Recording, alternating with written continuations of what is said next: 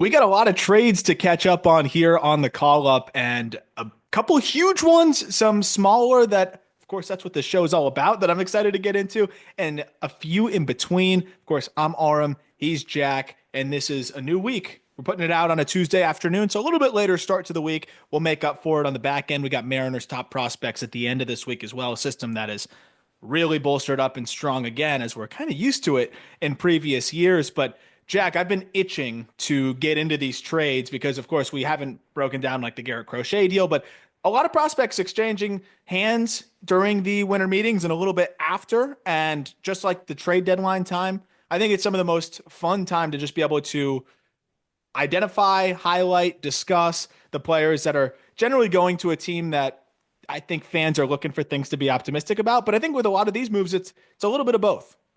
Yeah, I think so. And I think it was one of those stretches of a week or two where it was, oh, we could record right now and talk about the trade package that came back, but then we'd have to do another in 2 days when another big trade goes down. And then over the weekend, we had two big trades go down in Devin Williams and Kyle Tucker. So it's good that we're getting them all out of the way right now. Two quick things before we start.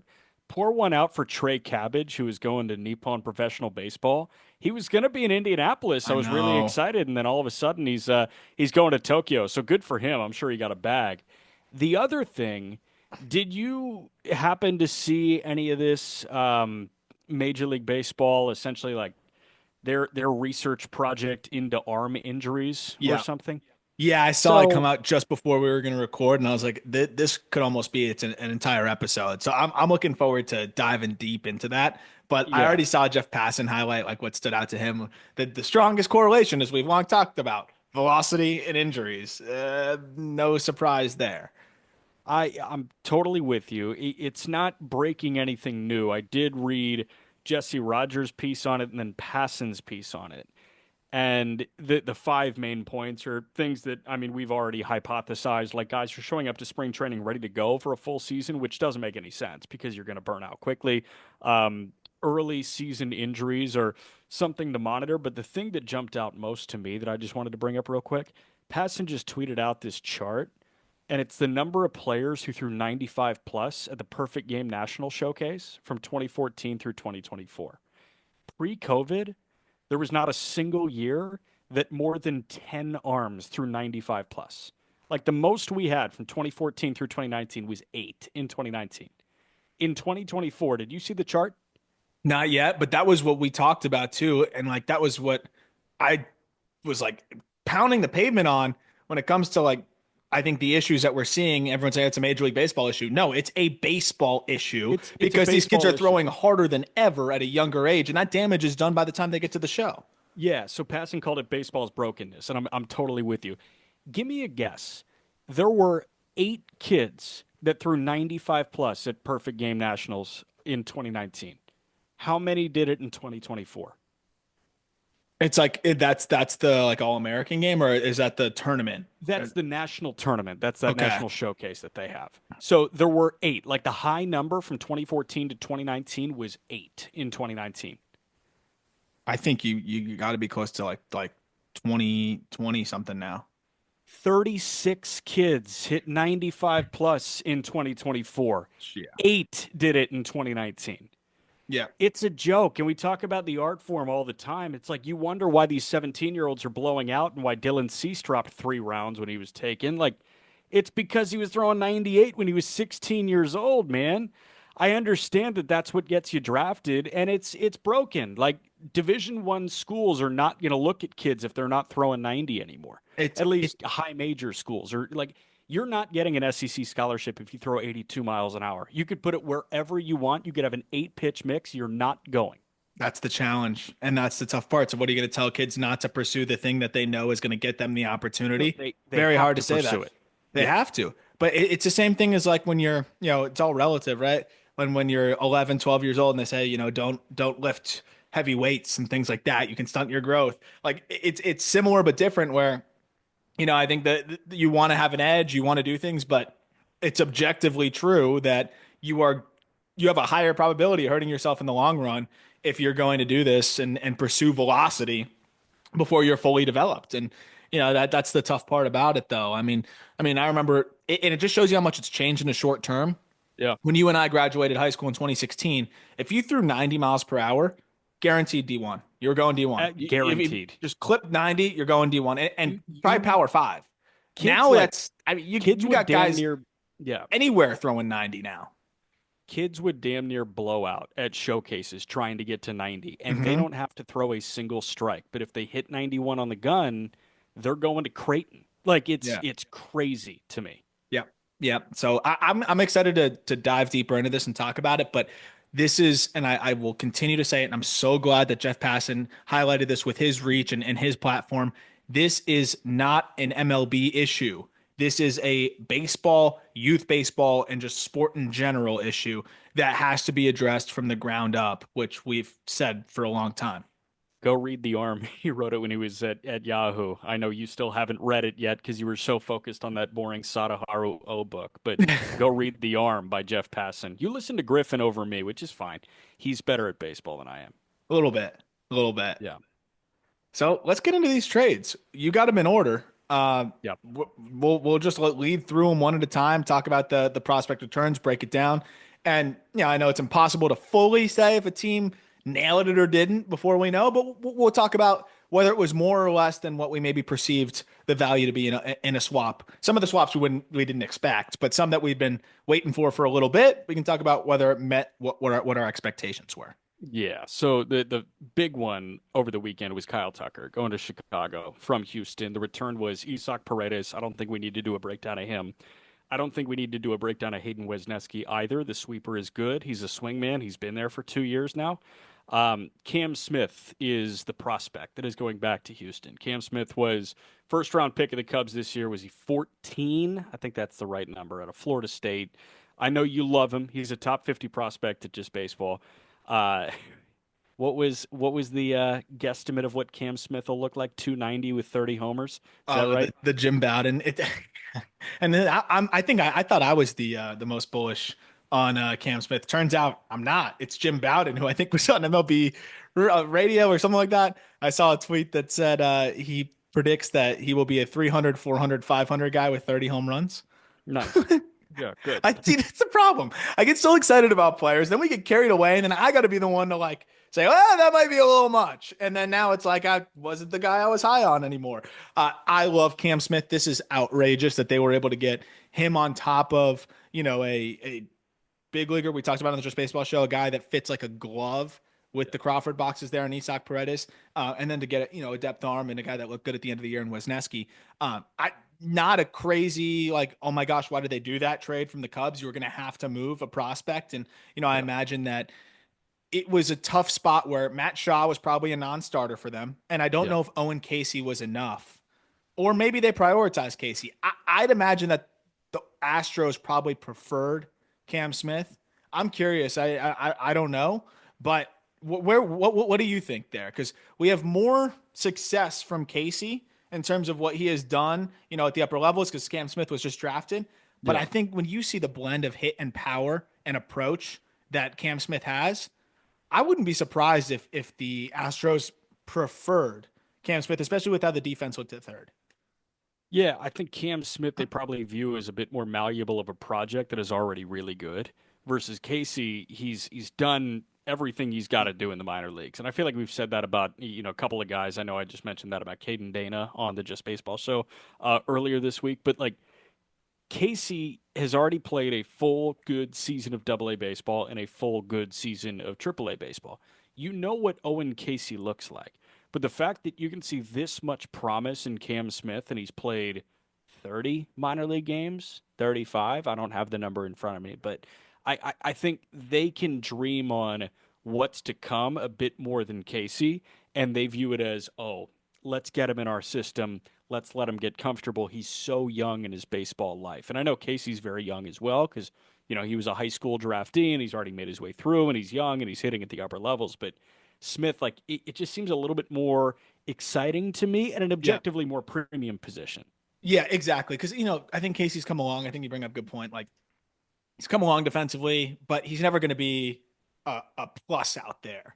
where so you're getting by in a corner, that's fine. But if you're playing a decent third base, that's going to definitely carry some more value. Yeah. And I think with Cam Smith being a guy that really broke out as a sophomore, I think there is more excitement there to your point of like, what can it be? Owen Casey, obviously, power is crazy, and there's still more to dream on there. But with Cam Smith, the blend of the approach, the hit, and the power, and him just now blossoming into this player where it was a shaky freshman year. He has this incredible cape and has this incredible draft eligible sophomore year, and then has this phenomenal pro debut. I think you're looking at a guy that's still on the straight arrow up, and that's really exciting. So I have a feeling that the Astros probably prioritize Cam Smith, and he's a guy that can be, at the big league level for them. It wouldn't be outrageous if he keeps hitting by the end of the year, but I definitely think a guy that could break camp in 2026.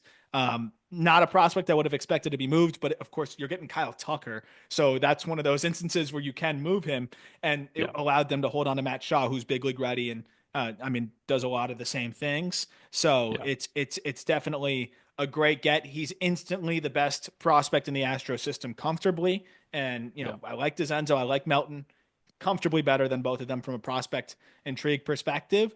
Yeah. I think the Astros, they got to feel good about that. Didn't totally lose everything on the big league side, but now that you're able to replace, two different positions, and you bolstered a bad farm system by adding, your number one prospect now. Yeah. And don't be fooled. I saw a tweet that essentially took a screenshot of the Cubs' top 7 prospects before the Kyle Tucker trade and the Cubs' top 7 prospects after the Kyle Tucker trade. It was a pipeline screenshot and it looked identical. Cam Smith, I think, was number 8 in the Cubs system or number 7 in the Cubs system, whatever it was.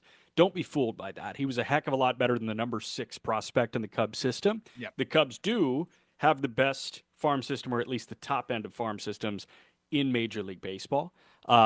So yeah, they didn't have to touch a Shaw or a Casey or a Cade Horton, but they gave up a very, very talented minor leaguer and a top 50 prospect in the game. So don't get it twisted that, they got away with this, but yeah, it almost like it feels weird to say, but he was almost redundant in that system if they deem Shaw capable of playing third base. Yeah. And I will say, moving Paredes with 3 years of control and Cam Smith obviously with his 6, you're putting a lot of eggs in that Matt Shaw can be a third baseman basket.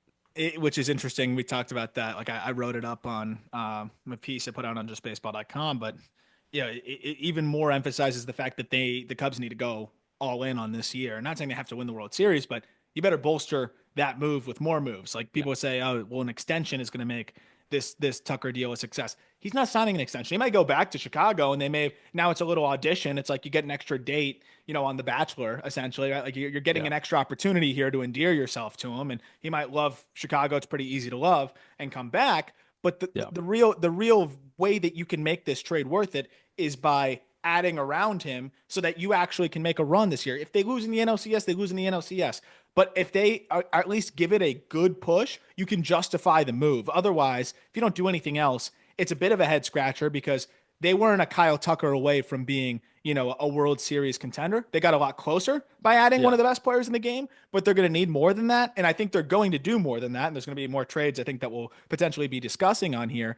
Yeah. But, I definitely think that's an important aspect of this thing. And just to tie a bow on the Shaw thing, it was a quick change from, hey, we want to outsource our third base future by going out and trade 5 months ago, going out and trading for a third baseman with 3 years of control, to now going to a spot where, hey, instead of potentially moving Horner and having Shaw play there because we outsourced the future of third base, we're actually going to shift Shaw to third. That said, the defense looked a lot better down the stretch of the year. And then in the Premier 12, and I watched the video from the last few months, he looked a lot more comfortable throwing on the run. His reactions are great, which is the most important thing at the hot corner, right? One hopper's Yeah. getting ripped at you, all that good stuff. Like his reactions are really good. The arm is a bit short, but he's been able to work through that by getting the ball out quicker and everything. I think he's going to be a fine third baseman. Yeah, I hear you on that. Okay, let's go to the other big trade involving a Chicago team. That was Garrett Crochet going to Boston. And the headliner is Kyle Teel.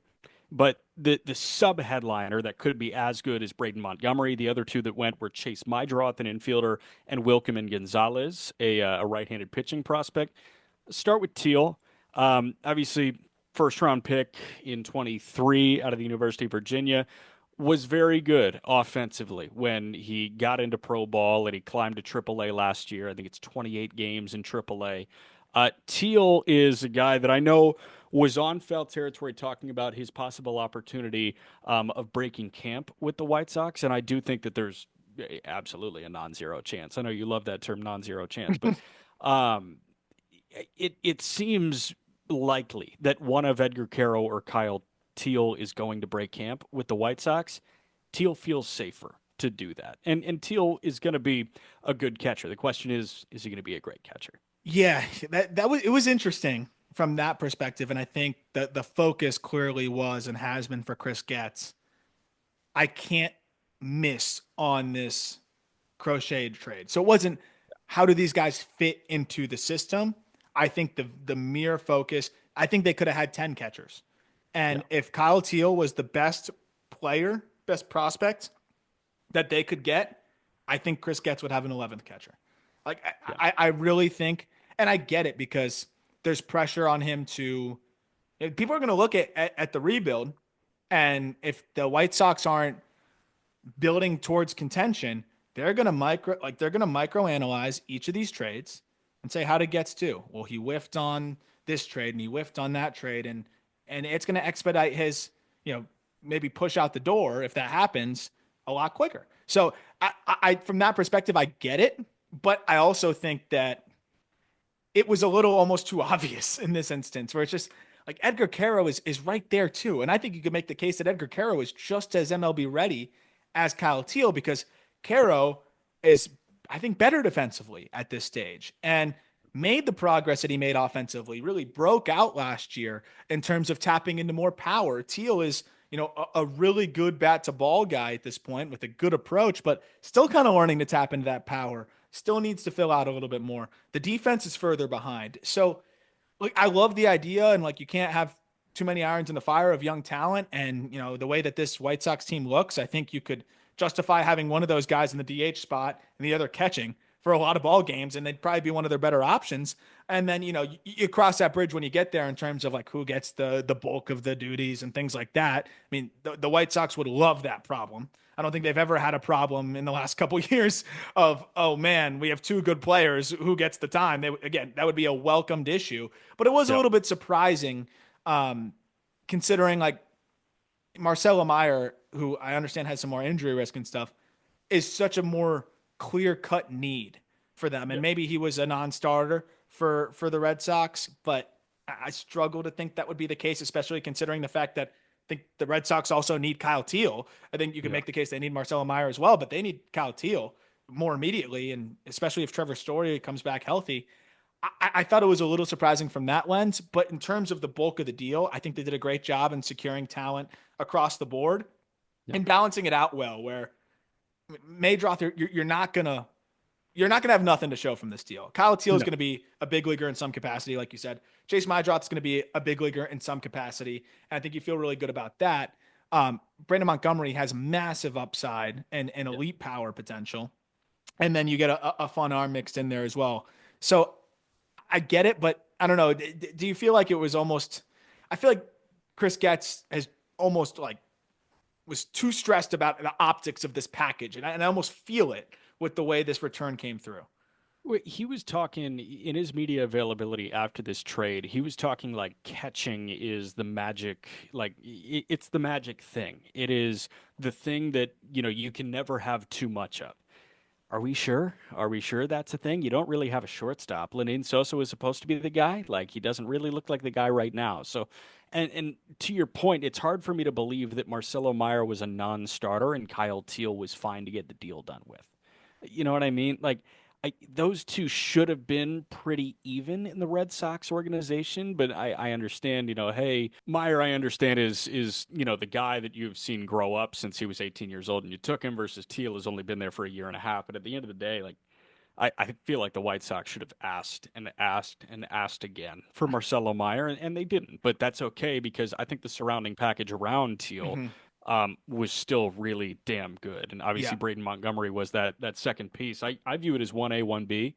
When do you think the last like good season from a White Sox corner outfielder was? Off the top of your head. The last good season from a White Sox corner outfielder. Yeah. I say, well, Eaton was playing center. Um, Eaton was bad and right when he came back. yeah. Uh, corner outfielder. There's no way it's like Jermaine Dye. There's got to be a No, better. it's a funnier name actually. Because Eloy just couldn't defend and left, but Eloy put up like a, you know, 2.5, 3 win season in 2021 when they won 93 games.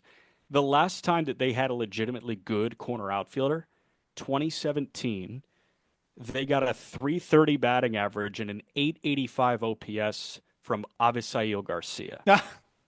That was the last time they had a good corner outfielder. And I will say he could make a lot of the corner outfield misery go away in Yes, Chicago. no doubt. And that was so. This is the interesting thing.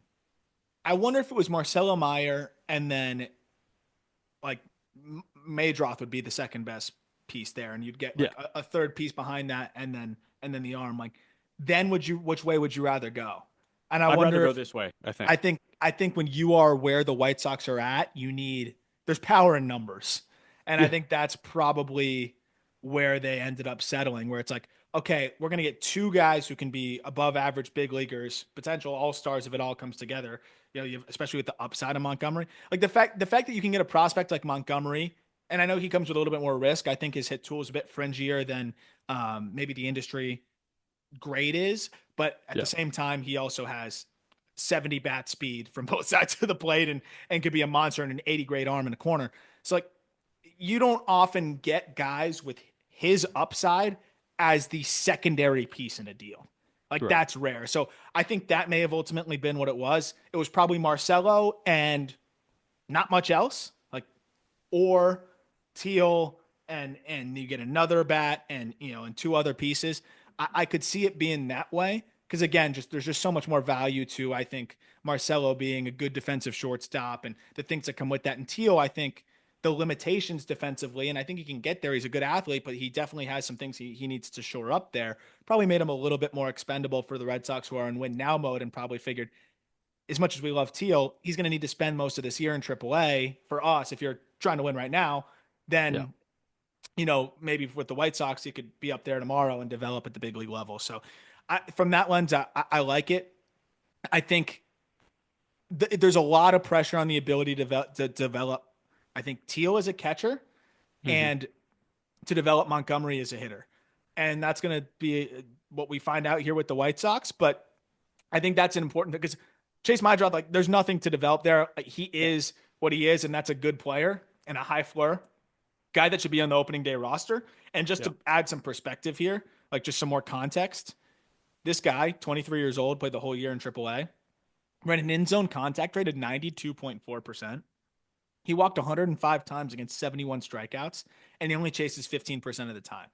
Yeah. This is a guy that I would guarantee will be okay at the major league level. He might not be great. He might be just a slightly like above replacement level player, but I can Yeah. guarantee he won't stink because of how good the bat to ball is, how good the approach is, and he can play all over. And there's enough sneaky pop there too. I think that's the thing is it's not just a wet noodle bat. 35% hard hit rate is more than good enough for a guy of his bat to ball. I really like that they were able to supplement him in this deal as well to really elevate the floor of the package. Cherry picked stat time from yours truly. How many other guys walked 100 or more times in the minor leagues? Ooh, would have been Tamar. Nope. Nope, nope, not last year actually. Um, Hmm. three, Zero. zero. Yeah. Wow. There were two other guys that were in the top 10 in minor league baseball on walks drawn that K'd fewer than 100 times. So Meidroth is the only guy with 100 walks. He also, you mentioned, K'd 71 times. The next seven on that list, they walked a lot. They walked 89 or more times, but they also K'd 130 or more times. Juan Brito walked 88 times. He K'd 105 times. The only two other guys in the top 10 in minor league baseball in walks drawn that K'd fewer than 100 times, Jason Chorio, the Guardians organization, who did that in low A, and Riku Nishida in the White Sox organization, who will not hit for power. No. Chorio had 5 homers. Nishida had 1. Meidroth had 7. Yeah. So he had more homers than the other two combined that K'd fewer than 100 times and were in the top 10 in minor league baseball in walks drawn. I mean, he has a 90th percentile of 101.6 miles per hour. That is Yeah. more than enough when you are, making the contact and the approach that he is making. Like, he is going to grind out ABs, and the White Sox need a guy like that, and he can play all over. They were playing him at shortstop a good bit. He Yeah. played some third, played some second. Like, you can move him all over the diamond, and the fact that he can plug in at shortstop in a pinch is nice. But I think having him as your contact-oriented second baseman with Lenin Sosa, as you mentioned, kind of stalling out, is just a nice high floor big league bat. Like, you're trying to piece together. You see the pitching and where it can be very, Mhm. very soon. You don't need the best offense in Major League Baseball. You just need some bats that are going to carry their weight and give you an OPS north of 700. And I think Meidroth can do that. Real quick on Wikelman Gonzalez, Yeah. good arm to add, right? Like, you weren't going to get a super impact arm, I think, on top of everything. And this is another bet on the White Sox maybe ability to develop here. But at the very least, this is a guy that will move to the bullpen if he can't throw enough strikes as a starter, and could be a multi-inning reliever or a high leverage arm with the stuff that he has. Like, the fastball sits in the mid 90s with Yeah. funky release like characteristics, kind of takes off from where he throws it from, and nobody hit well against him last year. Opponents at 198. It's just about him. He's a 13% walk Yeah. rate, but his fastball is particularly unique. Opponents at 170 against it. So I think just having a fastball that's that unique from a characteristic, velocity, and just release side of things, if that ticks up to 97, he could go 70% fastball and be a really good relief arm. So to get him added on top of everything, it was a good package. And I know some White Sox fans wanted more. There's power in numbers. You got two, high upside players. One that I think has massive power potential, a high floor guy, and then a quality arm that'll be a big leaguer in some role.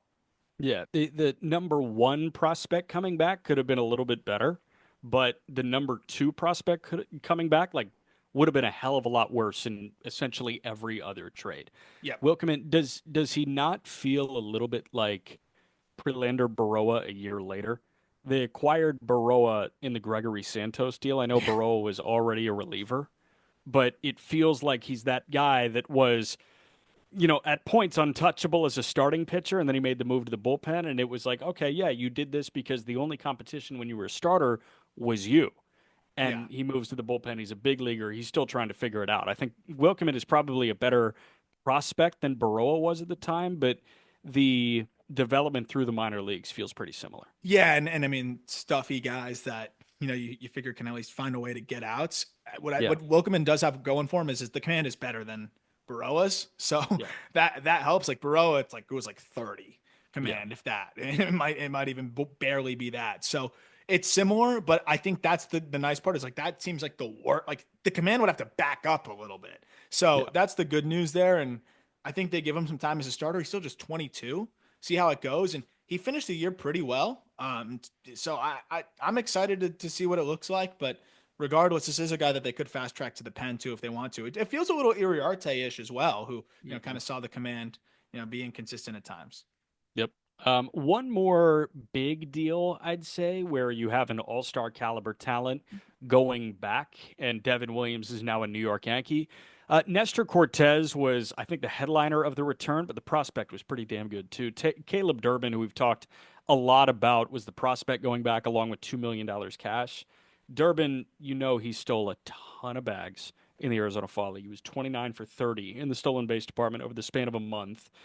He was very good in the upper levels with the Yankees. He was added to the 40-man roster before the 40-man protection deadline. I feel like we're rehashing a lot of the things that we've talked about with Durbin, but those things you like about Meidroth, turn the sliders up a little bit, and I think you have Durbin there. Yeah. I mean, the speed side of things really helps that profile. Like, I think that's still one of the more underrated profiles, right? The contact oriented, defensively versatile guy that can hit the ball a little bit harder than people give him credit for. And I think that's where it's a razor thin difference, right? Between Yeah. like the hard hit rate of 30% and 35, 36%, but the latter can be enough to be a regular. The other, the former is usually kind of limited as this bench utility type. And, I think Durbin kind of pushes right towards that edge where he could be a regular because he hits the ball just hard enough and at the right angles. Yeah. I loved the get. We talked about it, like you said, on the Just Baseball show. I get it for the Yankees, no doubt about it. I mean, you're getting a guy with a career sub 2 ERA who has the best, arguably the best pitch in baseball. But for the Brewers to get an arm and then also get a guy that, Caleb Durbin. We talk about the Arizona Fall League as an audition for teams, whether intentional or not. I don't Yeah. necessarily think Durbin was fully there to audition for other teams. I think he was also auditioning for the Yankees 40 man. But I think the way the Yankees looked at it is either, he's added to our 40 man and we spend all of our money on Soto and he's now an internal option for us, or, we end up making another move somewhere else, but we become confident that enough teams like him that we add him to the 40, we can trade him. And it seemed to be, again, the latter here. But what stood out to me is he played a lot of third base in the fall league. Mm-hmm. And that may have been partly for the Yankees, but I also think that was partly for other teams as well, because you already knew he could play second. We've already seen that, he's stretched at short, but, can play there in an absolute emergency. You know that he can get by and left, and, center's a process, but no one's going to trade for him to be a center fielder. It would just kind of hit home. Like, can he at least fill in on the left side of the infield? And I think playing most of his games at third base was important. Obviously, the Brewers being out there, like that was something that I'm sure they were watching closely, given that they don't have a third baseman really right now. It's Ollie Dunn, who they also acquired during the Arizona Fall League as well a couple years ago, right after the Fall League. So I think seeing Durbin play third base and look passable there, I think was enough for them to say, hey, well, this is a guy that paired with Oliver Dunn, like we can make this thing happen and platoon them, and or just ride the hot hand there. And he really helps the Brewers lean into their speed side of things, contact and speed, where I think we talked about it. Like, I think this is going to be, without a doubt, the team that leads Major League Baseball in stolen bases. Is that the route that you see them going? Because I know I pitched you on keeping Ortiz at third and then going Terang to short.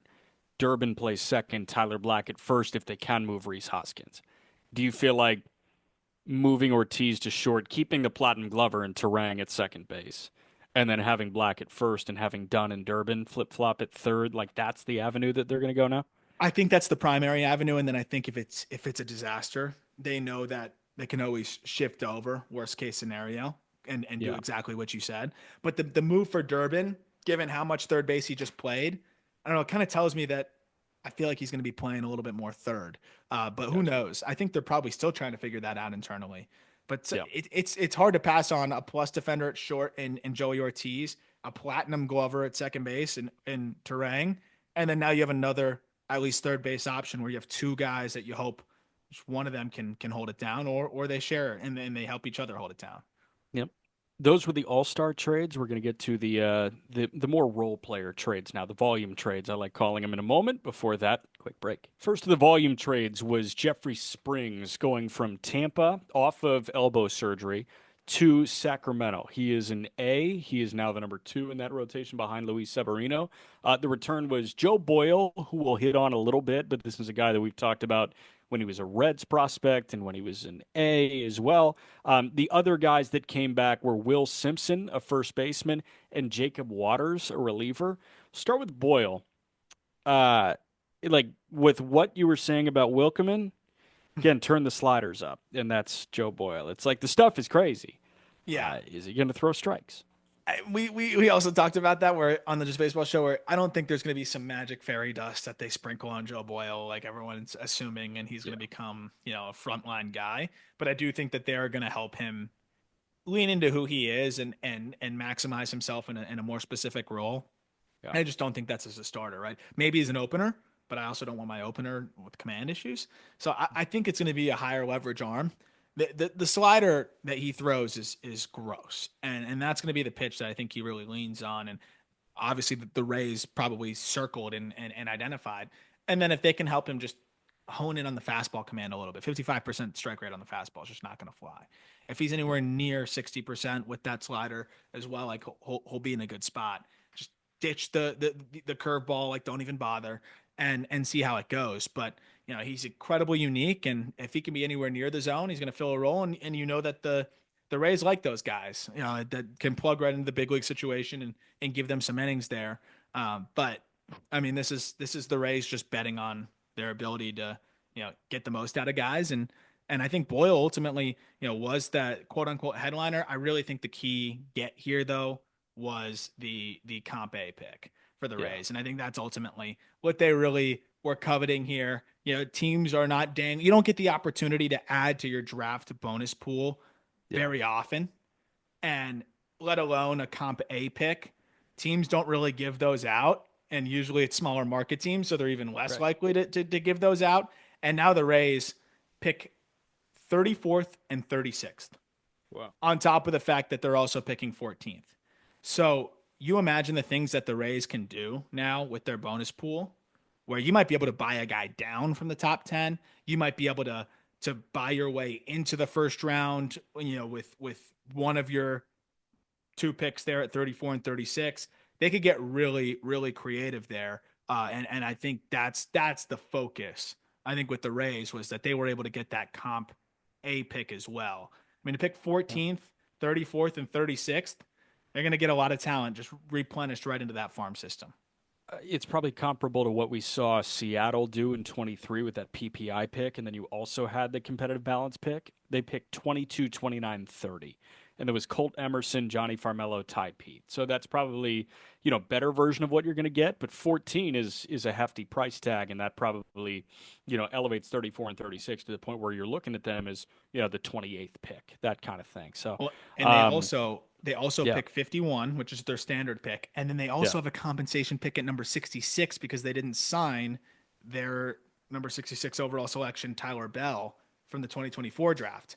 Hmm. So, I mean, they've got 5 picks in the top 66. Yeah.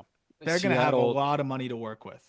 Yeah, Seattle also had 57 and they took Ben Williamson there. So like that was big bang for your buck. You grabbed four guys, all four of which were high school. No, Ben Williamson was a college kid. College William and William and Mary, I Mary, think. right? Or I think so.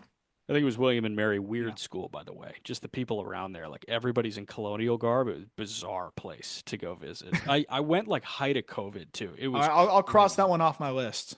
Yeah, I don't think you need to go. They got a reliever back in Jacob Waters, and this feels like the Rays have a data point that they just want to exploit the living crap out of. Jacob Waters was fourth round pick of the A's in 2022 out of West Virginia. The numbers are not good. 84 innings at a 6.6 ERA in 2023 in high A. And then this year he repeated high A. And in 60 and two-thirds innings, he had a 5 ERA. Like, what is it? This one's he gets good extension on a sinker that he likes to throw. I'm trying to figure that one out, to be honest. But I think it's just the underlying whiff and the fact that they just think that they might be buying low here on a guy that clearly has stuff. Like it's a sinker at 94, a four seamer at 95, and then he has a curveball and a changeup that both had good underlying numbers. So I think from that lens, they like what they see there potentially. He also Yeah, gets decent vert on the four seamer. It's kind of rare to get a guy that gets good vert on a four seamer and then also good run on a sinker. Generally yeah, speaking, that's going to be pretty tough to do because a guy's usually good at one or the other. And I mean, he's getting 16, 17, 18 inches of vert on a lot of his fastballs and it's kind of run and ride from a slightly above average release height, and then he's getting a ton of run on the sinker. So I think they probably see an arsenal here that just needs to be tightened up and tweaked a little yeah, bit, and maybe they can unlock something here. 6'4", 240 pounds too, big body, hmm, and flash some swing and miss stuff at stretches. But the other thing that's interesting to me too, though, is the way that the Angels are, or the Angels, excuse me, the Athletics, yeah, um, wrong franchise owned by a guy that's probably not good for baseball. But yeah. the A's traded their comp A pick, and they also forfeited a pick as well by signing Luis Severino. I'm here for it. Like, thank goodness. I'm glad the A's are spending a little bit, but apparently that's just so they don't have a grievance filed against them. Yeah. But all of a sudden, team that is like to get creative with the draft is kind of squandering some of their capital to be able to do so. I'm not against it. I'm glad they're spending, but it is interesting to see the Athletics approach in that regard. Whatever you got to do, man. They also ship out a guy in Will Simpson, who the numbers paint a very good picture of him, and he was a later round pick out of UW. He was at the University of Washington, 15th round pick, pardon, in 2023. Draft year at Washington, 335, 418, 643 slash. So he had 18 homers in the Pac-12 with a 1061 OPS. Played 163 minor league games to this point.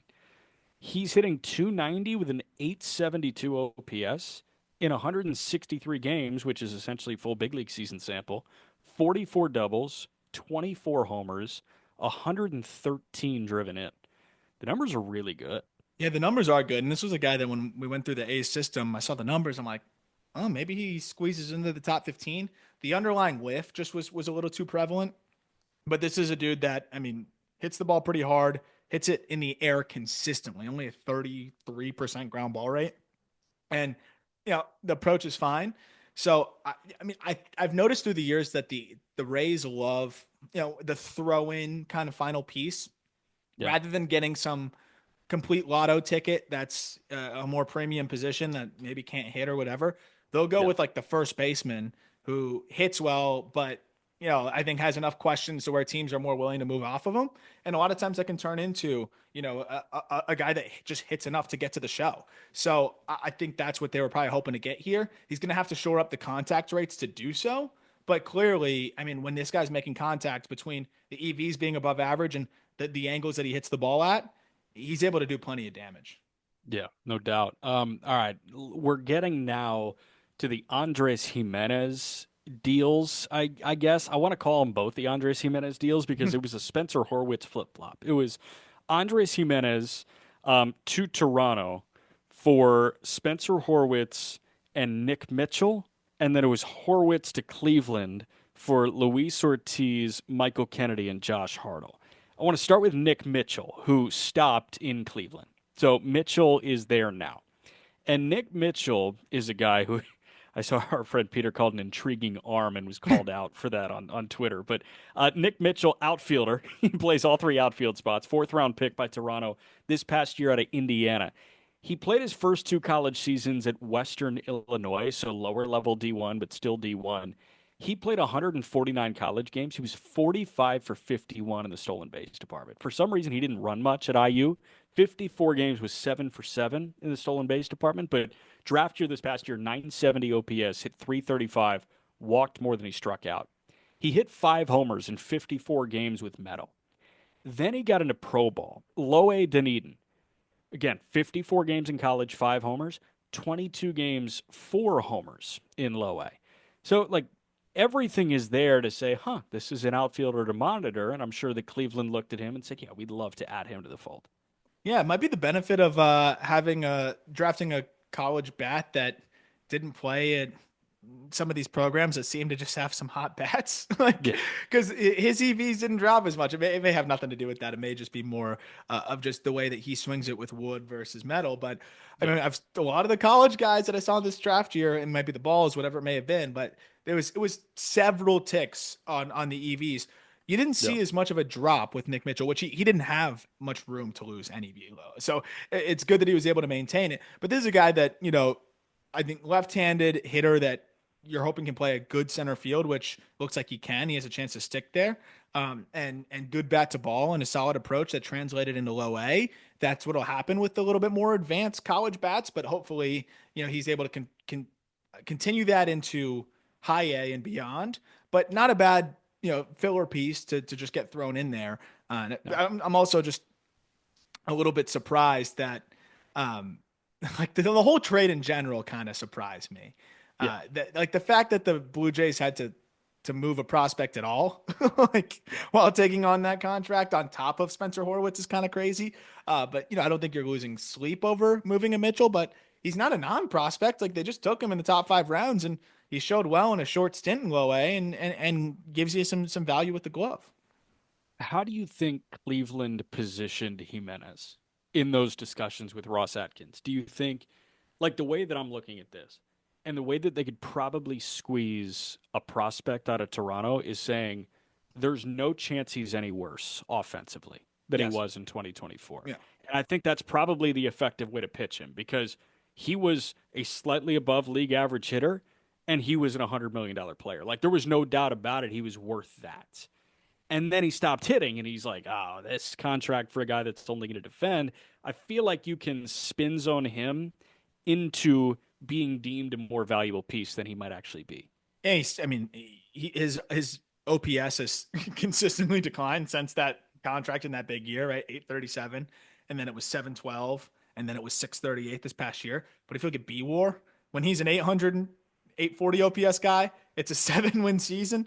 When Yeah. he's a anywhere above league average in the eyes of B WAR, it's a 5-win season. And when he's a terrible bat, which he essentially was last year, by B WAR, it was still a 4-win season. I'll side with F WAR on this one and have it be more of like Yeah. a 3-win season, but still outrageous to be that, considering he wasn't playing shortstop. He was playing second base. I think he's Yeah. also a good contingency plan if you are not able to keep Bo Bichette or you decide to move off Yeah. of him.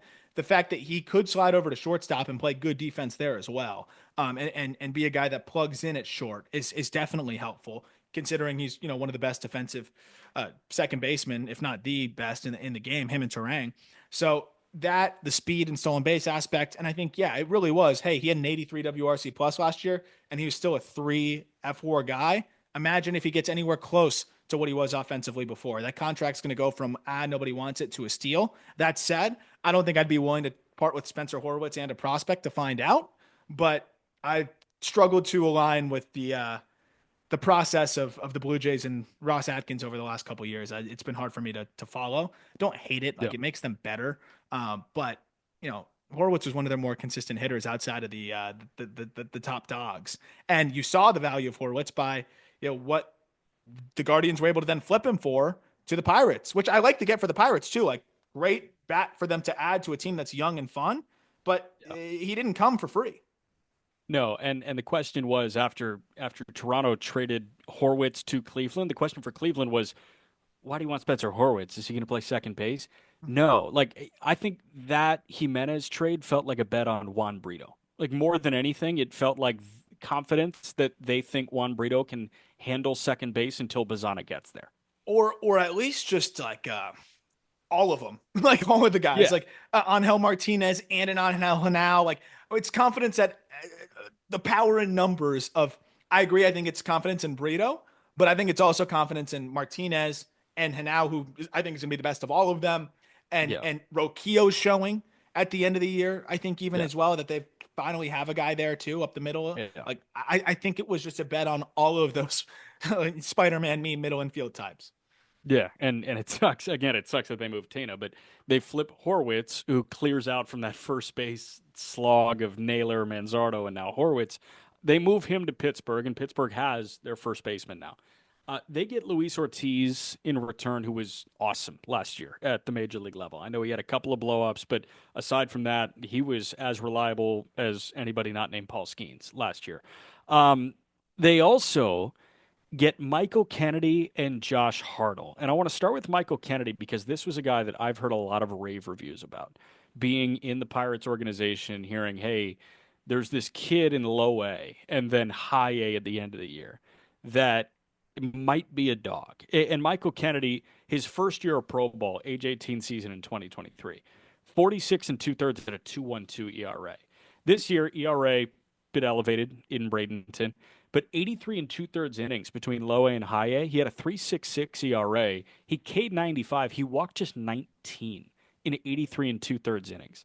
The stuff is good, not great from my understanding, but the execution is way better than any 19-year-old should be. And super funky, which is fun and I like. And he was the number 14 prospect for us in the Pirate system entering last season. So with the year that he had, definitely a guy that was poised to climb even higher. The velo is not anything crazy, but I think it's enough, especially if he is able to grow into another tick. He averaged 90 flat on the fastball last year, but what he's able to do from a release perspective, it's pretty weird. And I think getting that weird left-handed release that's kind of cross body, the way he stays closed and whips that arm around, and it's run and ride from like a 5'6", 5'5" release height, and then also getting good extension from that low release. it's a pretty difficult at bat, it seems like, for hitters in general. And I think just being able to lean into that funkiness and the characteristics on it, I mean, made that fastball really successful for him. And then the slider off of that, I think, is a pitch that can really be good for him and a plus offering. So he has that and then a splitter, which I think also made a lot of progress for him. And you don't really see splitters from that release point very often. So to have that pitch, which he landed for a strike at 63% of the time, that's pretty rare for splitter from a left-hander at, that arm angle. It's a just a different look than I think most hitters are used to. And I think that's going to allow him to be an effective arm. And I'm kind of excited to see what he does now in the Guardian system, where I think they clearly had this guy circled with the characteristics and the execution. And we always talk about how they love the pitchability guys that they can kind of squeeze more out of from a stuff perspective. I think they can definitely help him in that regard. But like you said, the execution was there. The funk is there. His last outing of the year in high A, it was only his second appearance in high A. He went 5 2/3 of shutout ball with 10 Ks. And that was operating. His velo was down at the end of the year at 88. Imagine if he can get to 91, 92, which we've seen him sit in starts. I Yeah, think he could absolutely be a back end of the rotation starter.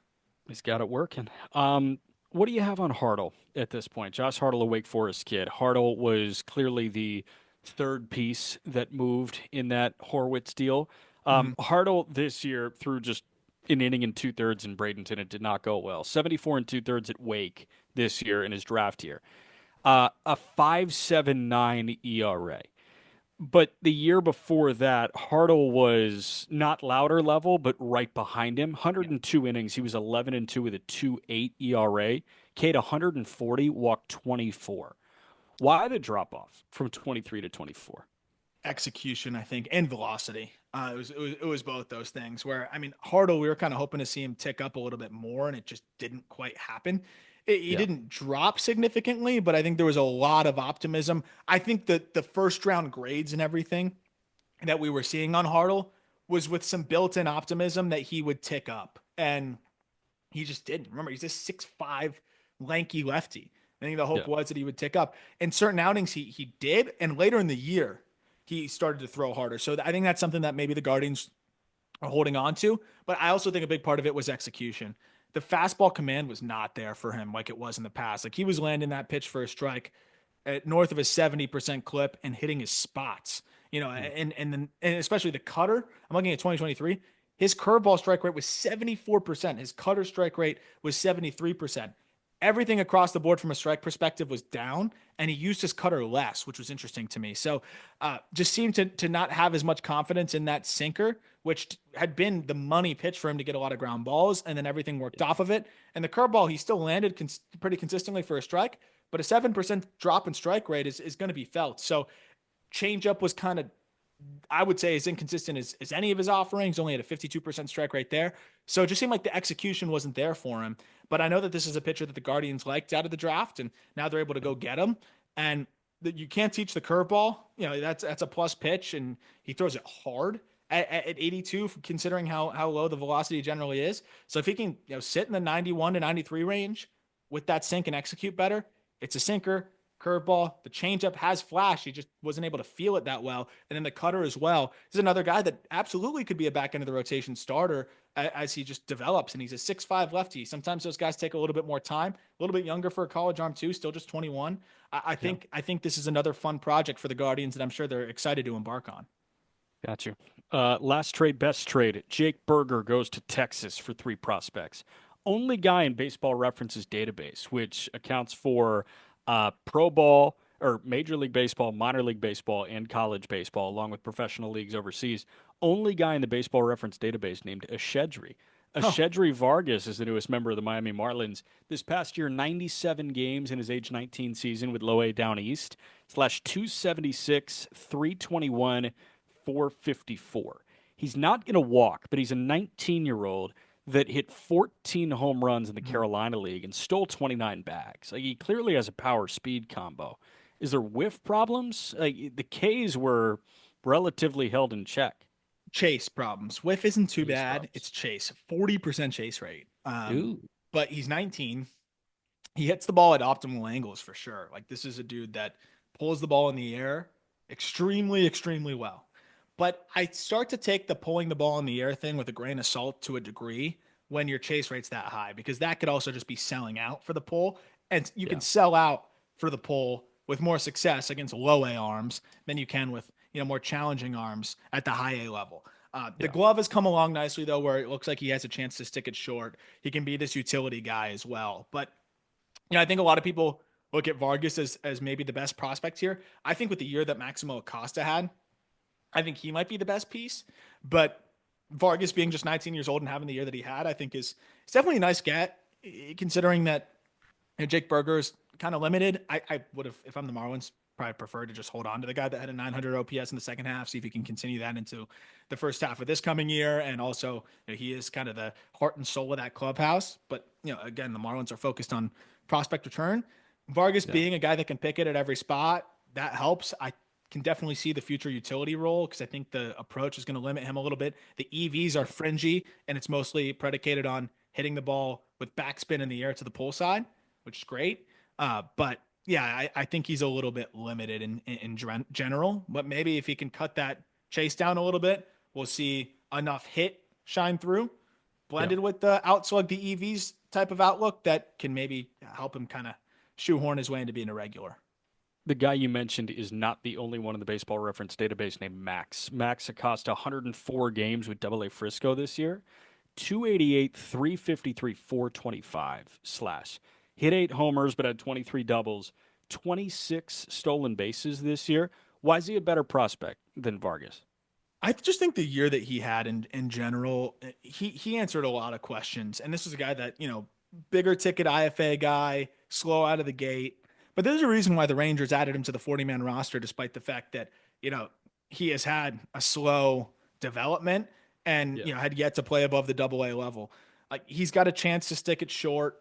Even if he doesn't, then I think he could be a well above average second baseman. But the power really shined through. And this is a guy that definitely found the back hip. You can see when I saw him in the Arizona Fall League, in his setup, there was this kind of feel every single time he was in his stance. You could see him like almost try to engage that backside, and it's really helped him to just stay in his base. And as a result, you saw that hard hit rate jump this year.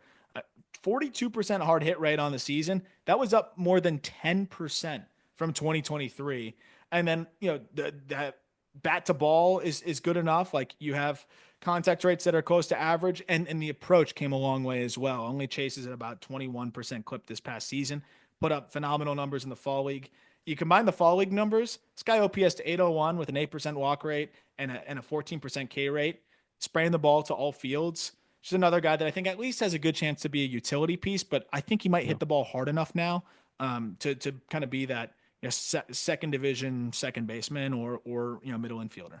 That works. And the one guy we haven't talked about yet is Brayan Mendoza. I don't know if you know much about him, but the numbers were really good this year. I was kind of surprised to pull this up. 101 innings at a 2.32 ERA. He K'd 9.5 per nine. He walked fewer than 2.5 per nine. 101 innings. He K'd 109, walked 25. Yeah. This guy has thrown 236 innings in the minor leagues. He's got a 3.28 ERA. Like, he's been good at every level at this point. Yeah, pitchability lefty.